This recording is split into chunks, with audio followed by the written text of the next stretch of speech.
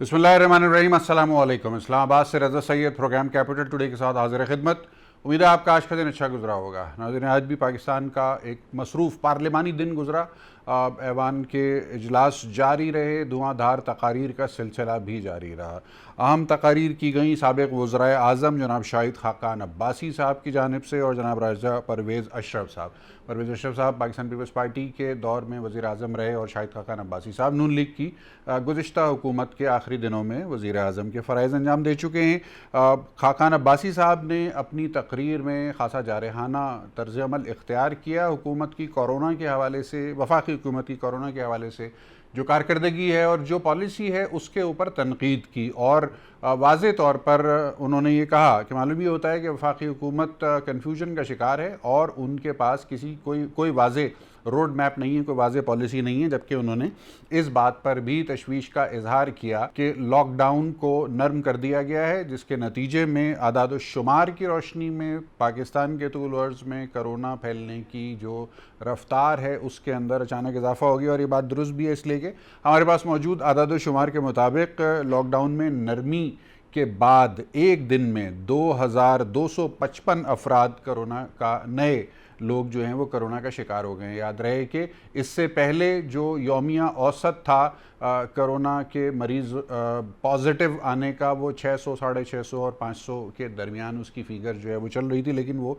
1,05,6 गुना ज़्यादा हो गई है। और उसकी वजह बज़ाहिर यही लग रही है कि जो 2 रोज़ से लॉकडाउन में नरमी की गई है, 9 तारीख से जिसमें नरमी का ऐलान किया गया था और फिर वीकेंड के बाद से सही मायनों में मंडे से हमने देखा कि नरमी पाकिस्तान के तूल अर्ज़ में चल रही है। और उस नरमी का फ़ायदा का लफ्ज़ उठाना, फ़ायदा का लफ्ज़ कोई शायद मुनासिब लफ्ज़ नहीं होगा, लेकिन उस नरमी के नतीजे में देखने को ये मिल रहा है कि जो मुल्क के ज़्यादा गुंजान आबाद इलाक़े हैं, जो ऐसे शहर हैं जिनमें ज़्यादा आबादी है, जिनकी कराची, लाहौर, पेशावर, मुल्तान, फैसलाबाद, हैदराबाद वग़ैरह और सक्खर वग़ैरह, उसमें देखने में आ रहा है कि आवाम जो हैं वो बहुत ही बज़ाहिर बहुत लापरवाही के साथ बाहर निकल के आ चुके हैं, मामूलात ज़िंदगी की तरफ राग़िब हो चुके हैं। और जिस तरीके से वो घूम फिर रहे हैं और चल फिर रहे हैं, उसके नतीजे में ये ख़दशात जो हैं वो दुरुस्त साबित हो रहे हैं कि कोरोना का फैलाव ख़तरनाक हद तक तेज़ी से बढ़ सकता है। इस पर तनकीद की पाकिस्तान मुस्लिम लीग नून की क़यादत ने। राजा परवेज़ अशरफ साहब की जो तकरीर थी वो थोड़ी क़दरे रिकन्सिलेटरी हमें नज़र आई। उसके अंदर वो बज़ाहिर हुकूमत पे तनकीद के साथ साथ रिकन्सिलिएशन की अहमियत के ऊपर भी राजा परवेज़ अशरफ साहब ने ज़ोर दिया। लेकिन आज का सबसे दिलचस्प जो एक डेवलपमेंट है वो एक वीडियो सामने आई साबिक़ सदर पाकिस्तान पीपल्स पार्टी के सरबरा जनाब आसिफ अली ज़रदारी साहब की, जिसमें उन्होंने अपने ख़यालात का इज़हार किया। याद रहे कि जनाब आसिफ अली ज़रदारी गुज़िश्ता कुछ अरसे से मीडिया से दूर थे और किसी भी हवाले से किसी ख़बर का हिस्सा नहीं बन रहे थे, लेकिन आज जो उनका वीडियो स्टेटमेंट सामने आया उसके अंदर उन्होंने इस वक्त जो मुल्क की मौजूदा सियासी सूरत हाल है उसके ऊपर अपने ख़यालात का इज़हार किया। बिलावल भुट्टो ज़रदारी साहब की क़यादत पर भरपूर एतमाद करते हुए इस ख्वाहिश का इज़हार किया कि बिलावल भुट्टो ज़रदारी साहब जल्द काबू पा लेंगे उन तमाम सियासी मुश्किलात के ऊपर के जिसका बकौल उनके पाकिस्तान पीपल्स पार्टी को इस वक्त सामना है।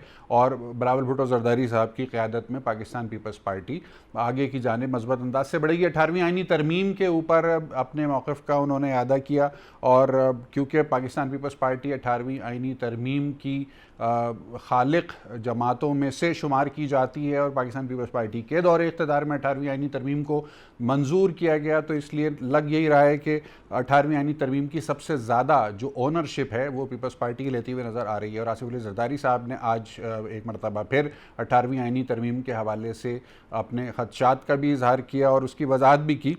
इस सारी सूरत हाल को किस तरह से देख रहा है पाकिस्तान का मीडिया और पाकिस्तान की तमाम सियासी जमातों का क्या पॉइंट ऑफ व्यू है इन ताज़ा तरीन डेवलपमेंट्स के ऊपर, ये हमारी गुफ्तगू का आज मरकज़ी मौजू रहेगा। हमारे साथ मौजूद हैं पाकिस्तान तहरीक इंसाफ के सीनियर रहनुमा जनाब शौकत बसरा साहब मवासलाती रब्ते पर, जबकि पाकिस्तान पीपल्स पार्टी के सीनियर रहनुमा सेनेटर ज्ञानचंद साहब भी हमारे साथ मवासलाती रब्ते पर मौजूद हैं। हम कोशिश करेंगे कि पाकिस्तान मुस्लिम लीग नवाज़ की भी नुमाइंदगी प्रोग्राम का हिस्सा बना ली जाए जल्द अज जल्द। शौकत बसरा साहब की तरफ मैं सबसे पहले आऊँगा। बसरा साहब अस्सलाम वालेकुम।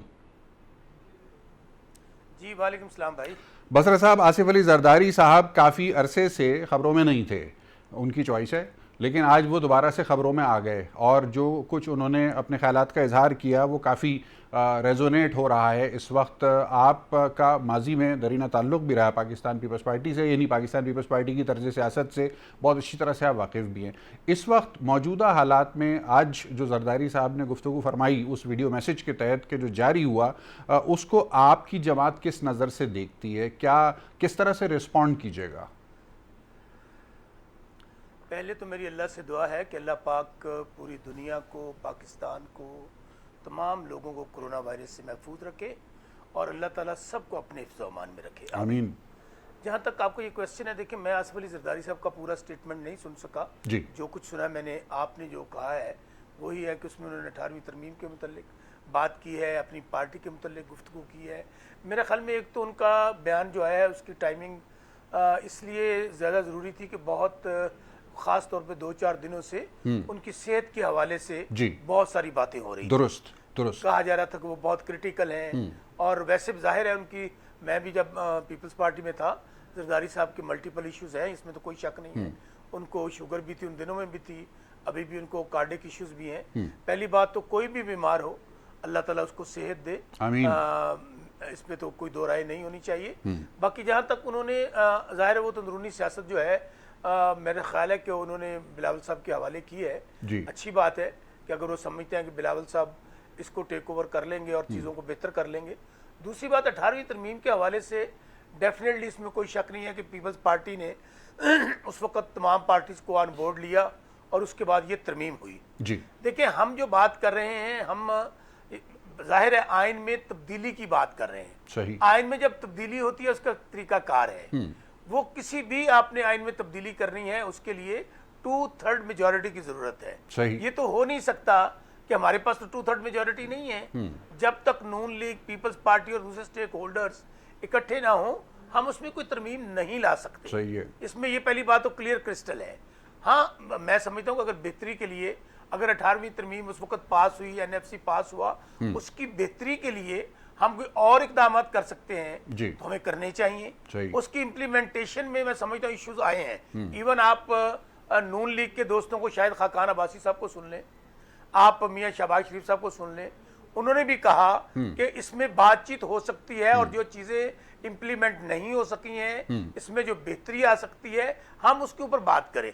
बिल्कुल उसी तरह जिस तरह इलेक्शन रिफॉर्म्स के ऊपर बात हो रही है, जिस तरह नैब इश्यूज के ऊपर बात हो रही है, इसी तरह 18वीं तरमीम के ऊपर भी बात होगी। ये दो इश्यूज हैं जो मैंने आपने बताया हैं, जरदारी साहब ने कहे हैं। मैं चूंकि टीवी जरा ज्यादा नहीं देख सका, थोड़ा सा मैं बिजी था। अगर कोई और बात उन्होंने कही है तो मुझे बता दीजिए ताकि उसके हवाले से मैं अपनी पार्टी के हवाले से। सही। सेनेटर ज्ञानचंद साहब हमारे साथ मौजूद हैं, पाकिस्तान पीपल्स पार्टी के सीनियर रहनुमा हैं। सेनेटर साहब गुड इवनिंग, कैसे मिजाज हैं आपके? सेनेटर ज्ञानचंद साहब सुन सकते हैं हमें? जी सेनेटर ज्ञानचंद साहब के साथ मवासलाती राब्ते में कुछ दुश्वारी का हमें सामना है। हम जैसे ही उनके साथ हमारा राब्ता बनता है हम वापस जाएंगे उनके पास। शौकत बसरा साहब की तरफ मैं वापस आता हूं। शौकत बसरा साहब, आज की एक और बड़ी डेवलपमेंट है और उसका ताल्लुक़ FIA की जानिब से जारी उस तहकीकात से है जो कि शुगर स्कैंडल से जुड़ी हुई हैं।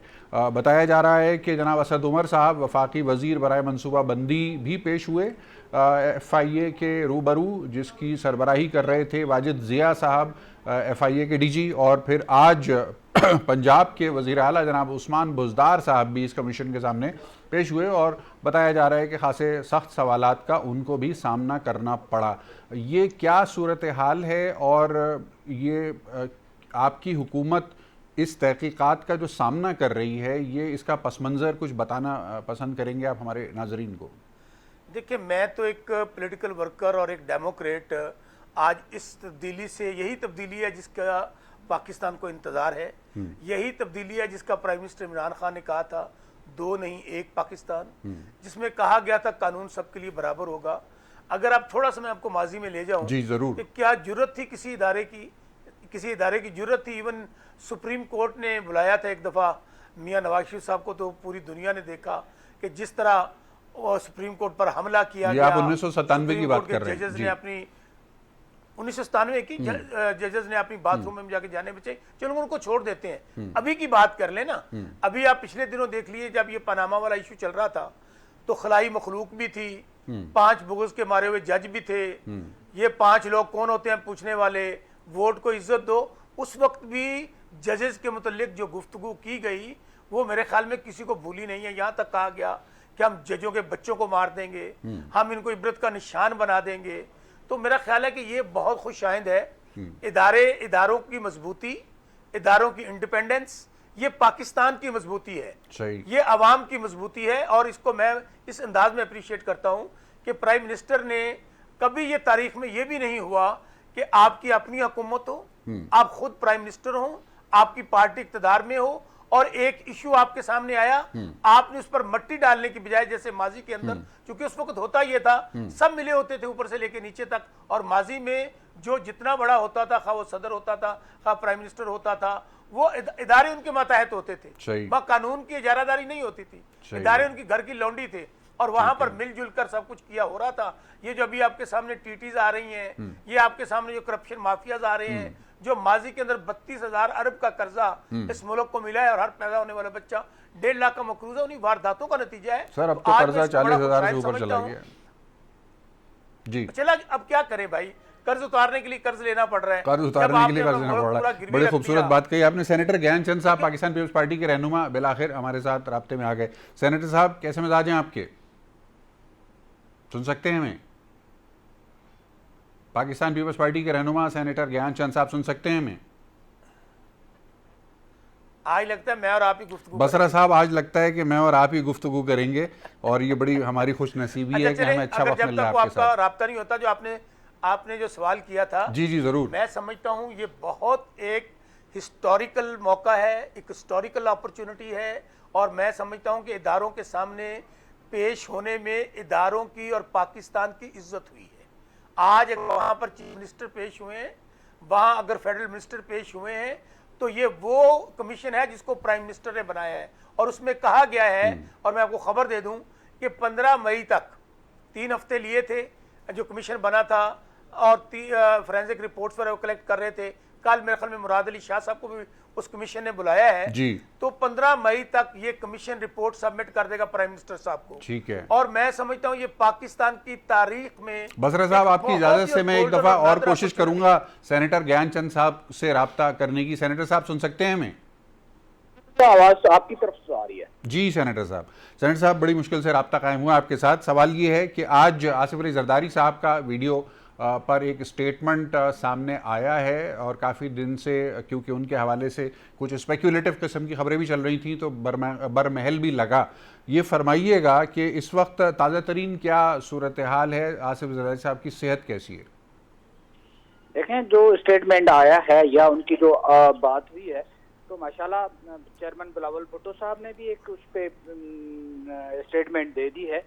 वो माशाल्लाह उनकी सेहत काफ़ी बेहतर है। बाकी उनके सेहत के जो इश्यूज हैं वो अपनी जगह पे, ब्लड प्रेशर के, शुगर के, वो बरकरार हैं, लेकिन वो सेहतमंद हैं और बिल्कुल घर पे रेस्ट कर रहे हैं, कोई फिक्र की बात नहीं है। सही। अच्छा, उन्होंने कुछ तहफ़्फ़ुज़ात का इज़हार किया मालियाती इख्तियारात और आइनी मामलात के हवाले से।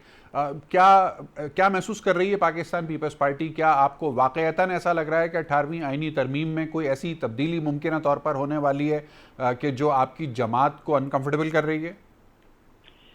देखें, जब से 18वीं तरमीम आई है तभी से कुछ लोगों को ये बात पसंद नहीं थी। अच्छा। उनको मरोड़ पड़ रही थी कि ये सूबों को अख्तियारात क्यों मिलने जा रहे हैं। अच्छा। ये सूबों को काम करने की इजाजत क्यों मिल रही है, और वो जो प्रॉमिस किया गया था 1940 की करारदाद में और फिर 1973 के कॉन्स्टिट्यूशन में वायदा किया गया था कि उसको ज्यादा से ज्यादा प्रोविंशियल ऑटोनॉमी दी जाएगी। हम समझते हैं कि जितनी ज्यादा ऑटोनॉमी प्रोविंसेस को होगी तो उतना पाकिस्तान ज्यादा मजबूत होगा। अब की सूरत हाल में भी देखें, अगर 18th अमेंडमेंट के बाद प्रोविंसेस ने अपने तौर पे काम किया है। अच्छा। खास तौर पे कोरोना की सूरत हाल में देखेंगे तो सिंध ने ज़बरदस्त परफॉर्म किया है और उनकी जो टेस्टिंग कैपेसिटी है वो भी पूरे मुल्क में बाकी प्रोविंसेस से फेडरल गवर्नमेंट से ज़्यादा है, बावजूद इसके कि फेडरल गवर्नमेंट ने कोई ख़ास सपोर्ट नहीं किया है।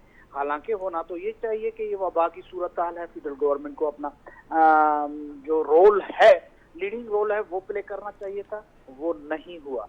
जो स्टेप्स सिंध गवर्नमेंट लिए उनमें रोड़े अटकाए गए, उसको नाकाम करने की कोशिश की गई। तो बहरहाल 18th अमेंडमेंट जो है वो पूरे सब प्रोविंसेस की, उसमें पंजाब भी शामिल है, सिंध, जो भी हमारे मुल्क के प्रोविंसेस हैं उन्होंने उसको कबूल किया है और वो सब समझते हैं कि 18th अमेंडमेंट ही हमारे फेडरेशन की जमानत है। और हम आसिफ जरदारी एक अमेंडमेंट के खालिक होने की वजह से और एक जमहूरियत पसंद होने की वजह से वो समझते हैं कि 18th अमेंडमेंट बरकरार रहनी चाहिए। कोई भी इसको छेड़ने की कोशिश करता है तो उनकी सेहत के बावजूद भी उसको मैदान पे आना पड़ा और पीपल्स पार्टी का फैसला है कि 18th अमेंडमेंट को किसी सूरत में रोल बैक नहीं करने दिया जाएगा। NFC अवार्ड पे अमल कराने के लिए भी हम अपनी भरपूर ताकत इस्तेमाल करेंगे। ठीक है सेनेटर साहब, मुझे बताया जा रहा है गुफ्तगू के सिलसिले को आगे बढ़ाएंगे हम एक मुख्तसर वक्फे के बाद।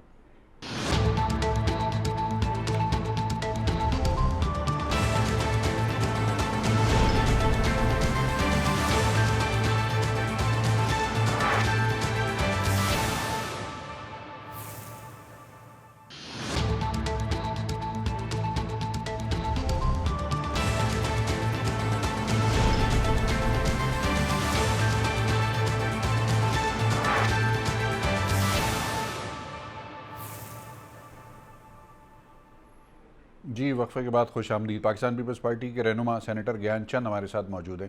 सेनेटर साहब सुन सकते हैं आप हमें? जी, पाकिस्तान पीपल्स पार्टी के रहनुमा सेनेटर ज्ञान चंद साहब से राब्ते में फिर हमारे खलल हो गया है।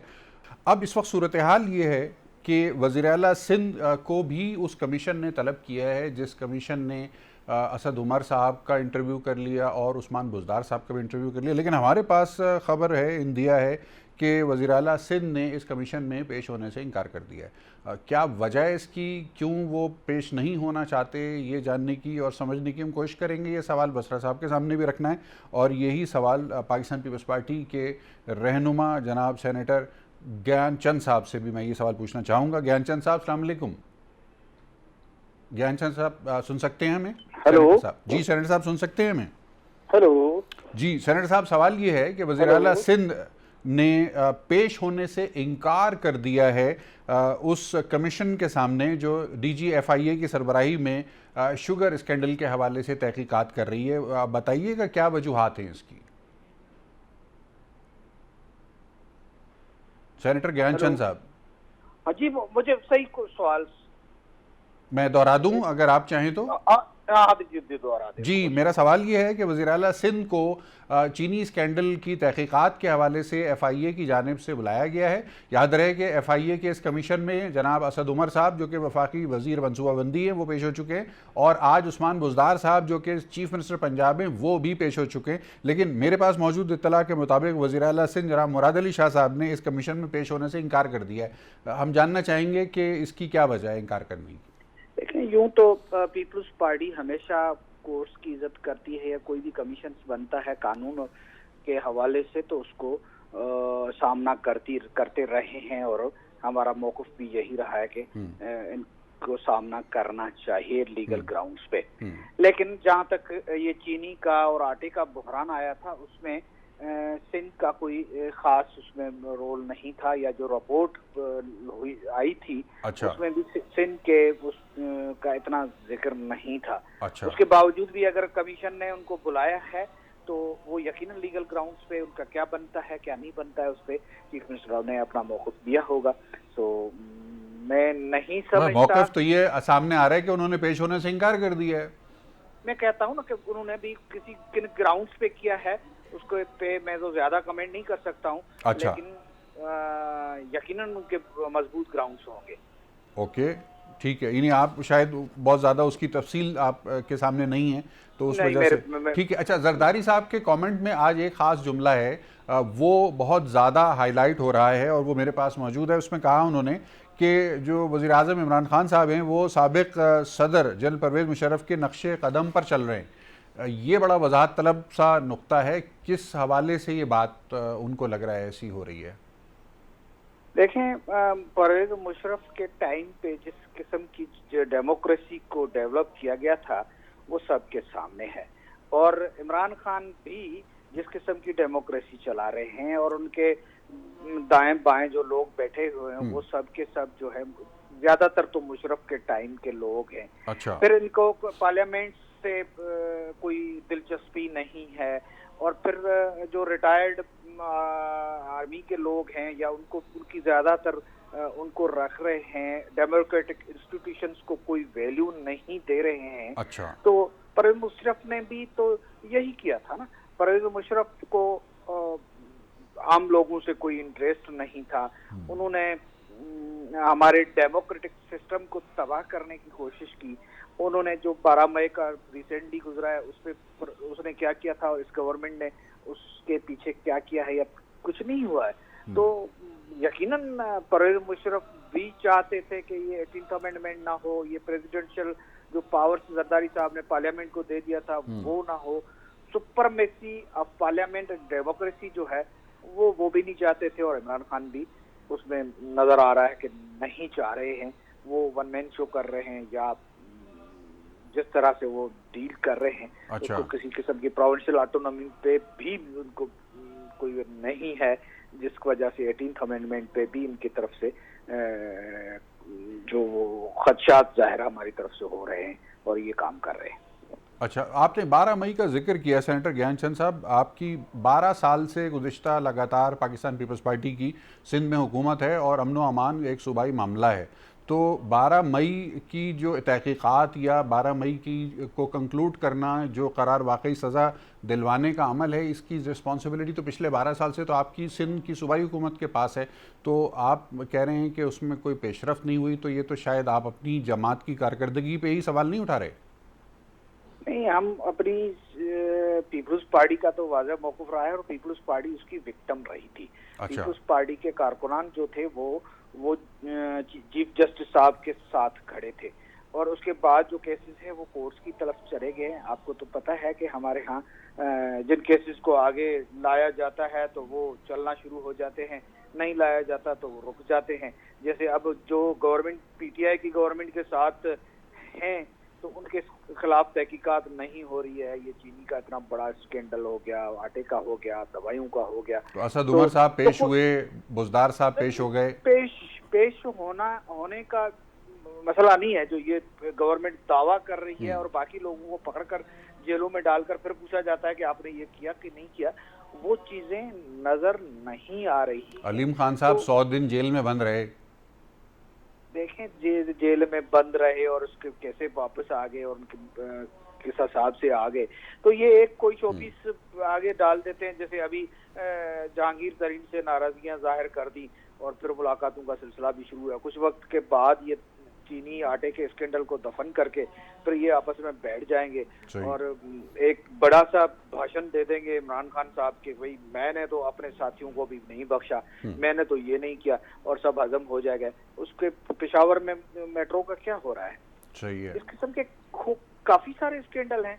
और फिर आप देखेंगे तो पीटीआई का जो बयानिया था, जिस किस्म की स्पीचेस हो रही थी, वो कर्ज के हवाले से हो। वो सेनेटर साहब हमारे साथ ही रहिएगा। बसरा साहब से मैं कोई कमेंट लेता हूँ, मैं फिर आऊँगा आपकी तरफ। बसरा साहब, आपने गुफ्तगू सुनी सेनेटर ज्ञानचंद साहब की, कई नुकात हैं जो कि आपके सामने मैं रखना चाहता हूँ, आपका तज्ज़िया तबसरा मुझे चाहिए होगा उसके ऊपर। पहले तो आसिफ जरदारी साहब का ये स्टेटमेंट कि इमरान खान साहब, उनको लग रहा है कि वो परवेज़ मुशर्रफ साहब की तरह हुक्मरानी कर रहे हैं, इसके ऊपर आपका कमेंट चाहिए होगा। फिर वज़ीर आला सिंध ने जो पेश होने से इनकार किया है चीनी स्कैंडल की तहकीकात के कमीशन के सामने, उसके ऊपर भी आपका कमेंट चाहिए। पहले तो मैं ज्ञानचंद साहब से हमदर्दी करता हूँ। देखिए, ज्ञानचंद साहब जैसे जो कारकुन हैं बेचारे क्या करें, अब उनको पास किसी बात का जवाब नहीं था। वो कभी दाएं जा रहे थे, कभी बाएं जा रहे थे। ज़ाहिर है क्या डिफेंड करें, वो गलतियाँ वो करते हैं, वो तरह तरह की हरकतें वो करते हैं। डिफेंड करने के लिए ज्ञानचंद साहब जैसे हमारे भाई आ जाते हैं। अच्छा, गुजारिश पता है क्या है कि जहाँ तक तो मैं आसिफ जरदारी साहब के स्टेटमेंट जी, भाई अगर तो जमहूरियत नाम है बादशाहत का, जमहूरियत नाम है किंगडम का, जमहूरियत नाम इस बात का है कि एक पार्टी हेड हो, नीचे सारे ज़र खरीद गुलाम हो, वो जमहूरियत तो अब ज़ाहिर इनको नहीं मिलेगी। इनको जमहूरियत किस तरह की चाहिए? अच्छा अभी आप देख लेना, जमहूरियत पे इत्माद है। अभी गवर्नमेंट के चीफ मिनिस्टर, गवर्नमेंट के फेडरल मिनिस्टर जो पार्टी हुकूमत में है, वो लोग जाके पेश हो रहे हैं और ये कह रहे हैं कि जी वो कोई लीगल इश्यूज होंगे, कोई लीगल बातें होंगी, इसलिए वो पेश नहीं हो रहे हैं। ये जरा इनका लॉजिक सुन ले। और दूसरी बात मैं आपको अर्ज करूं, मैं आज भी ये समझता हूं कि तमाम जमातों का ये फ़र्ज़ है, ये जमहूरियत अगर अल्लाह ने हमें दी है, इसको हमें इंश्योर इसी तरीके से कर सकते हैं कि इसकी अक्रॉस द बोर्ड अकाउंटेबिलिटी होनी चाहिए। नैब कवानीन में तब्दीली की बात हम कर रहे हैं ना, भाई आप लोग तो 10 साल 2 हुकूमतें रहीं, आपने कोई कानून नहीं बदला। आपने बल्कि चेयरमैन नैब जो मौजूदा हैं, ये उस वक्त तक अच्छे थे जब इन्होंने एहतसाब का काम नहीं शुरू किया था। जब प्राइम मिनिस्टर इमरान खान ने आते ही इदारों को आज़ाद किया, इदारों को बाख्तियार किया, जब आप लोगों को पकड़ना शुरू किया तो नैब का कानून भी गलत काला कानून हो गया, चेयरमैन नैब भी जो हमारे साथ उनका गठजोड़ हो गया। इसलिए मैं ये समझता हूं कि पाकिस्तान में अगर हमने पाकिस्तान को आगे लेकर जाना है तो ये जो नेपोटिज्म है, ये जो करप्शन है, ये जो लोगों ने इधर 70 साल, मैं समझता हूं यहाँ कानून की हुक्मरानी नहीं थी, यहाँ पर वो लोग हुक्मरान रहे जो मुंह से निकलता था वो माना जाता था। आज मैं फिर कह रहा हूं, अगर इनको कोई नैब से गिला है तो मेरे भाई अदालतें आज़ाद हैं। ये वही अदालतें हैं जिनसे आपको जमानतें भी मिलती हैं, जिनसे आप बरी भी होते हैं, उस वक्त वो अदालतें अच्छी होती हैं। जब इनको इन अदालतों से रिलीफ नहीं मिलता तो फिर ये जो जजेस होते हैं वो बुग़्ज़ के मारे हुए होते हैं, फिर ये इंसाफ इनको कहीं और से चाहिए होता है। तो मैं समझता हूं कि हमें सब लोगों का ये फर्ज है कि अभी ये गोल्डन अपॉर्चुनिटी है पाकिस्तान की तारीख में कि एक प्राइम मिनिस्टर ने अपनी हुकूमत होते हुए एक कमीशन तश्कील दिया। और मैं आपको इंश्योर करता हूं, आज मेरा शॉर्ट रिकॉर्ड पे रखिएगा कि 15 तारीख को जो रिकमेंडेशंस ये देगा कमीशन, उसके हरफ बहरफ उस पर अमल होगा। उसमें जो लोग भी जिम्मेदार होंगे, क्योंकि हमने छोड़ दिया है उस कमीशन के ऊपर, हमें इदारों के। और मैं समझता हूं मुराद अली शाह साहब को बजाय इसके कि वो इफ एंड बट लगाएं, अब मैं आपसे सुन रहा हूं कि उन्होंने इनकार कर दिया है, तो फिर तो इसका मतलब यह है कि अगर उन्होंने इनकार कर दिया है तो फिर दाल में कुछ काला नहीं है, दाल सारी काली है। बसरा साहब, गुमान यही किया जा सकता है कि FIA क्योंकि वफाकी इदारा है और वफाकी हुकूमत का इदारा है, तो शायद उनको भरोसा नहीं होगा इस बात पर कि वफाकी हुकूमत का इदारा उनके साथ जो है वो फेयर डीलिंग करेगा, इस वजह से वो नहीं आ रहे हैं, ये गुमान किया जा सकता है। मैं एक और कमेंट आपसे लेना चाहूंगा। टाइगर फोर्स के हवाले से शाहिद खाकान अब्बासी साहब से मंसूब ये बात सामने आई है जिसमें उन्होंने कहा, मेरे पास कोट अनकोट लिखा हुआ है कि टाइगर फोर्स बनी तो उसका काम जनाजे उठाना होगा। ये शाहिद खाकान अब्बासी साहब साबिक वजीर आजम से मंसूब ये जुमला मेरे पास इस वक्त यहाँ लिखा हुआ मौजूद है, इस पर मैं आपका कॉमेंट चाहता हूँ। शाहिद खाकान अब्बासी साहब का मुझे बड़ा एहतराम है, लेकिन उन जैसा सीजन पॉलिटिशियन भी जनाजे उठाने की बात करे इस पैंडेमिक में, मैं तो हम फिर आपको कह रहे हैं कि इनको सिवाय सियासत पे, लाशों पे भी सियासत करते हैं।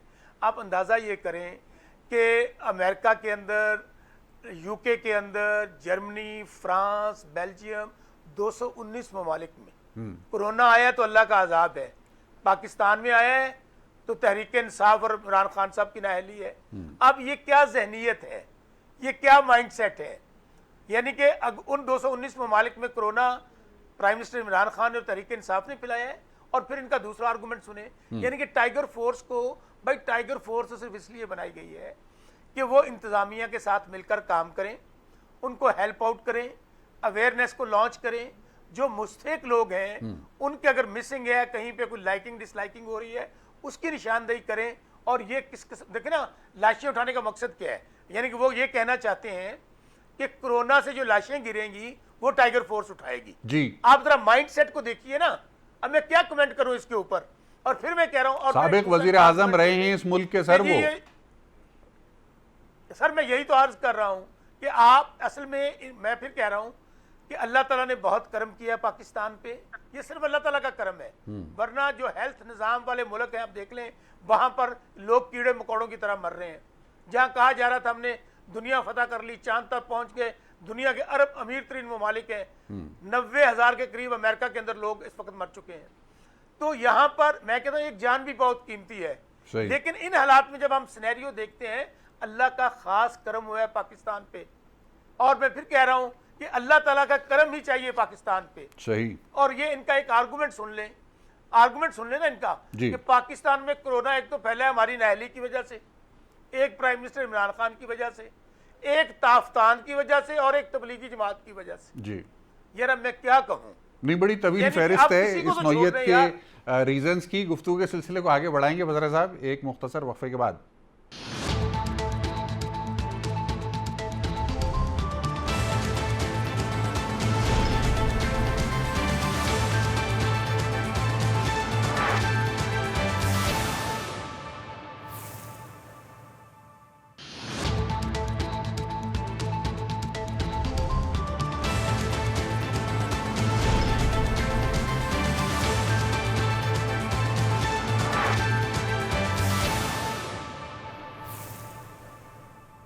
वक्फे के बाद एक मरतबा फिर खुशामदीद। पाकिस्तान पीपल्स पार्टी के रहनुमा सेनेटर ज्ञान चंद हमारे साथ मवासलाती राब्ते पर मौजूद हैं। सेनेटर साहब, सवाल ये है कि बल्कि पहले इत्तला है कि सिंध वबाई अमराज तरमीमी ऑर्डिनेंस जो है वो मंजूर हो गया है आपके सूबे में, जिसके मुताबिक खिलाफवर्जी करने वाले को 10 लाख रुपए का जुर्माना, 10 लाख रुपए तक का जुर्माना किया जा सकता है। सवाल ये है, जो फुटेज हम देख रहे हैं कराची के गलियों में, सड़कों में, बाज़ारों में जिस तरीके से लोग घूम रहे हैं, और उनके साथ जब मीडिया सवाल पूछ रहा है तो ज़्यादातर लोग तो ये कह रहे हैं कि जनाब कोरोना तो शायद कोई चीज़ ही नहीं है। तो ये किस किस्म की मैनेजमेंट चलती रही है सिंध सूबे के अंदर? बज़ाहिर तो हम बहुत एक्नॉलेज करते रहे हैं सिंध गवर्नमेंट की परफॉर्मेंस को, लेकिन सिंध के सबसे बड़े शहर में लोग जिस तरह कोरोना को सीरियस नहीं ले रहे हैं, तो इसमें हुकूमत सिंध ने क्या अवेयरनेस दी है वहाँ के अवाम को? लेकिन सिंध हुकूमत ने तो पहले दिन से कोरोना को सीरियसली लिया। अच्छा। और जैसे ही एक पहला केस आया तो स्कूल्स को बंद कर दिया गया, फिर लॉकडाउन का फैसला कर दिया गया, और यही WHO की रिकमेंडेशन थी। और पूरी दुनिया के पास सिर्फ कोरोना के फैलाव को रोकने के लिए एक ही तरीका था, वो लॉकडाउन का था, जो चाइना ने किया, जो बाकी दुनिया कर रही थी। हमने उसको फॉलो किया, फौरी फैसले किए। फेडरल गवर्नमेंट का जो रोल रहा है वो सबके सामने है। ये ताफ्तान की बसरा साहब ने बात की, फिर तबलीगी जमायत वालों की भी। आप सबको पता है कि पाकिस्तान में जो कोरोना आया है वो बाहर से आया, और वो जो बाहर से लोग आ रहे थे, हमारे अपने लोग थे, अगर उनको ताफ्तान पे क्वारंटाइन किया जाता, फैसिलेट किया जाता, टेस्ट किया जाता, फिर वो मुल्क में जाते, तो शायद जितने अब केसेस हैं वो नहीं होते। फिर तबलीगी जमायत का जब इज्तिमा हुआ तब SOP होती या उनको रोक दिया जाता, तो ये नहीं होता। तबलीगी जमायत के लोग मेरे डिस्ट्रिक्ट में, जो बिल्कुल ही एक कोने में है पाकिस्तान के, वहां तक लोग पहुंचे हैं, जो खैबर पख्तूनख्वा के हैं, पंजाब से हैं, और वो पॉजिटिव आए हैं। उनको हम लोगों ने वहीं पे क्वारंटाइन किया है, जिनसे मिले हम सबको टेस्ट किया है, फिर उनको अपने अपने घरों को बाइज्जत तरीके से भेजा है। तो मजबूरी ये है कि खुदा न खास्ता ये फैल गया तो फिर कंट्रोल नहीं किया जा सकेगा, इसलिए एहतियाती तदाबीर ली जा रही हैं। और लेकिन सेनेटर साहब, कता कलामी की माजरत, आज मेरे पास जो आदाद शुमार हैं उसके मुताबिक एक दिन में 2255 अफराद जो हैं वो कोरोना का शिकार हुए हैं। तो ये तो एक बड़ा अलार्मिंगली हाई नंबर है। क्या ये लॉकडाउन में जो नरमी की गई है, ये एक सही फैसला लग रहा है आपको? देखें, हमारा मौक़िफ़, हमारी पार्टी का मौक़िफ़ और हमारी सिंध गवर्नमेंट का मौक़िफ़ पहले दिन से ये था कि लॉकडाउन को सख्त से सख्त किया जाए। लेकिन बाकी सूबों ने भी लॉकडाउन किया, लेकिन हमारे प्राइम मिनिस्टर पहले दिन से ये कहते रहे कि मैं लॉकडाउन के खिलाफ हूँ, लॉकडाउन नहीं करने दूंगा, लॉकडाउन करते भी गए। तो इस डिस्करेजिंगली जो लॉकडाउन किया गया, उसमें लोगों ने उसको सीरियस नहीं लिया।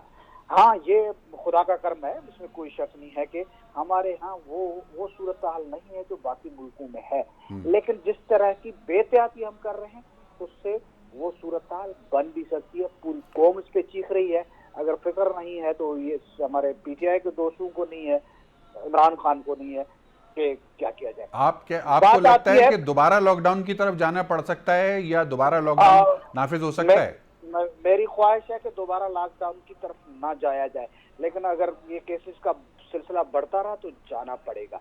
रहा सवाल मौशियत का, ये कहा जाता है कि लोगों के जो दिहाड़ीदार हैं उनको, हाँ दिहाड़ीदारों को एक तरफ दिहाड़ीदार है, एक तरफ लोग जो अफेक्ट होंगे। उसके बाद अब जो हमारे यहाँ मौशियत पे असरात तो कोरोना के हैं ही, तो फिर उसको जो हमारे यहाँ माकड़ आ रही है, लोकस्ट का जो हमला हो रहा है, उसके भी बड़े अलार्मिंग है, उसका भी हमारी इकोनॉमी पे बड़ा असर पड़ा है, हमारे फूड सिक्योरिटी पे भी बड़ा असर पड़ा है, जिसका कोई ख्याल नहीं है। सूबों के पास जहाज नहीं है जिसपे स्प्रे किया जाए। ये मुख्तलिफ सूबों से, बलोचिस्तान से आते हैं पंजाब से जाते हैं सिंध, ये 3 प्रोविंसेस में इस तरह से घूम रहे हैं। सबको मैन्युअली लोग जाकर स्प्रे करके कंट्रोल नहीं कर सकते हैं। अच्छा। इसके लिए एरियल स्प्रे की जरूरत है, जिसमें हमारे फेडरल गवर्नमेंट पाक से कोऑपरेट नहीं कर रही है। लास्ट ईयर भी नहीं किया, इस दफा भी पहले ही मौसम जो है वो तबाह हो चुकी है। अगर माकड़ ने पूरा शिद्दत से हमला किया, इस महीने के इख्तिताम तक इत्तला है हमारे पास कि एरियल स्प्रे का जो अमल है वो शुरू हो सकेगा, और अब ऑलरेडी हम मिड ऑफ द मंथ पे आ गए हैं, तो मेरा ख्याल है कोई 10-12 रोज़ के अंदर अंदर शुरू हो जाएगा। कुछ लॉजिस्टिक लिमिटेशंस थी इसके अंदर। आज एनडीएमए के चेयरमैन ने बहुत मुफस्सिल गुफ्तगू की है मीडिया के साथ, जिसके अंदर उन्होंने इस उन्वान से भी आगाह किया है कि जो एरियल स्प्रे का बंदोबस्त है वो महीने के इख्तिताम से पहले शुरू हो जाएगा। बसरा साहब, कोई कमेंट मुझे चाहिए होगा आपसे। दोबारा लॉकडाउन कंसिडरेशन में हो सकता है हुकूमत के, या रूल आउट कर दिया जाए इस बात को? रजा भाई, पहली तो बात मैं ज्ञानचंद साहब की जो इर्रेलेवेंट और इलॉजिकल बातें हैं उनका जवाब नहीं देना चाहता। चूँकि अंदाज़ा ये करें कि तमाम मीटिंग्स में तमाम स्टेक होल्डर्स इकट्ठे होते हैं, इकट्ठे फैसले करते हैं। जैसे ये मीटिंग से बाहर निकलते हैं तो ये वो जान रैम्बो कोई बन जाता है, कोई टार्जन बन जाता है, और कोई बैठ के मौला जट बनकर बढ़ के मारने शुरू कर देता है। भाई अगर आप कोई लास्ट मीटिंग की बात रजा भाई कर लें, लास्ट मीटिंग जो हुई है जिसमें तमाम स्टेक होल्डर्स, तमाम सूबे थे, एनडीएमए था, जीबी, आज़ाद कमीज, सब लोग थे, सब ने मुतफिका फैसले किए हैं। अच्छा, अब ये बात बड़ी इंपॉर्टेंट है कि हमने जो फैसले लिए हैं, ये बात 100% दुरुस्त है कि हमारे अवाम बिल्कुल तावन नहीं कर रहे हैं, और हमारा जो ताजर तबका है जिन्होंने इन राइटिंग हमारे साथ लिख कर चीज़ें तय की थी वो भी अमल नहीं कर रहे हैं, और ये परेशान कुन बात है। ये बिल्कुल दुरुस्त बात है कि इसके ऊपर हम रिकन्सिडर ये कर रहे हैं। हमने उन तमाम अवामी, एक तो अवाम को बार बार रिक्वेस्ट कर रहे हैं कि खुदारा अक्ल और होश के नाखन लें। अगर चूंकि उसकी वजह यह है कि इतना प्रेशर है आपकी इकानोमी पे, ज्ञानचंद साहब को या इन जैसे लोगों को कोई इल्म नहीं है। वो पंजाबी जी कहते हैं ना, जिन्हों के घर दाने उन्होंने कमले भी सियाने। इनको क्या एहसास हो कि गुर्बत क्या होती है, इनको एहसास हो कि क्या वो गरीब आदमी जो दिहाड़ीदार है, जो मजदूर है, वो किस तरह अपना दिन गुजारता है और शाम को अपने बच्चों को पालता है।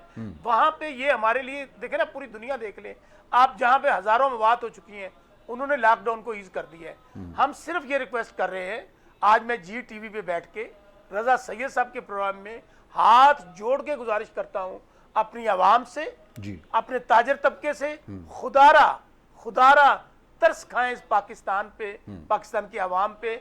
अगर आपको लॉकडाउन को ईज किया है, आपके तावन के बगैर हम कामयाब नहीं हो सकेंगे। आप रजा भाई यकीन माने, मेरा हल्का बहावल नगर हरुणाबाद है, वहां से फोन क्या आते हैं कि जी कोई दुकान बंद कर रही है पुलिस, कोई डबल सवारी में पुलिस पकड़ रही है लोगों को, जेलों में बंद किया जा रहा है, और हम क्या करें? क्या ऑप्शन है इसके अलावा? अगर फर्ज करें आप भी ये एसओपी पे अमल नहीं करते, पहला मरला तो हमारा ये होगा कि हम अपनी एडमिनिस्ट्रेशन के जरिए इसको कंट्रोल करें, इनको समझाएं। अगर ये नहीं समझेंगे तो बड़ा क्लियर है कि हमारे पास कोई ऑप्शन नहीं रहेगा कि हम दोबारा लॉकडाउन की तरफ चले जाएं। लेकिन प्राइम मिनिस्टर साहब का जो विजन था वो बिल्कुल, आज देख लें पूरी दुनिया में जो फार्मूला उन्होंने अडॉप्ट किया, और अल्लाह का लाख लाख शुक्र है, मैं कह रहा हूं कि पाकिस्तान का अगर कंपेयर करता हूं मैं बाकी तमाम ममालिक के साथ, जहां पे आज पूरी दुनिया के अंदर कोरोना आया हुआ है, तो अल्लाह का खास करम रहा है। यहाँ पे पहले दिन से, क्योंकि प्राइम मिनिस्टर के दिल में एक ही बात थी कि हमारे मजदूर, हमारे गरीब, हमारे दिहाड़ीदार, वो जो आज 25% लोग बिलो पॉवर्टी चले गए हैं, 20% वो लोग हैं रजा भाई जिनकी रोजाना $2 भी कमाई नहीं है, और 25% लोग इस लॉकडाउन से मुतासर हुए हैं। सो हमने तमाम तबकों को साथ लेकर चलना है। और इनडेफिनेट पीरियड के लिए आप मुल्क को बंद नहीं कर सकते। बिल्कुल सही कहा आपने, किसी तौर पे भी नहीं कर सकते। बहुत बहुत इसलिए शुक्रिया मैं गुजारिश जनाब ये मोहतरम करूंगा कि आप- शौकत बसरा साहब और जनाब मोहतरम सेनेटर ज्ञानचंद साहब, कीमती वक्त दिया हमारे नाजरीन के लिए। इख्तितामी मराहिल हैं, यही पैगाम है जो हमारे दोनों मोअज़्ज़ज़ पैनलिस्ट ने भी दिया, और हम भी यही कहना चाहेंगे कि एहतियात हर शख्स की इनफरादी जिम्मेदारी है। आपके ऊपर एहतियात हुकूमत मुसल्लत नहीं कर सकती, आपके मुंह पे मास्क हुकूमत नहीं लगा सकती, आपके हाथ को धोने के लिए हुकूमत का कोई एहलकार आके आपके हाथ नहीं धोएगा। ये सब काम आपको खुद करने हैं। बराए मेहरबानी कोरोना कोई साजिश नहीं है, बराए मेहरबानी कोरोना कोई मिथ नहीं है। कोरोना एक हकीकत है, एक भयानक हकीकत है, और इससे बचने का सिर्फ एक ही तरीका है, और वो है मुसलसल और लगातार एहतियात। एहतियात जारी रखें, अपना बहुत ख्याल रखें। कल इंशाल्लाह आपकी खिदमत में दोबारा हाजिर होंगे। जी पाकिस्तान के लिए।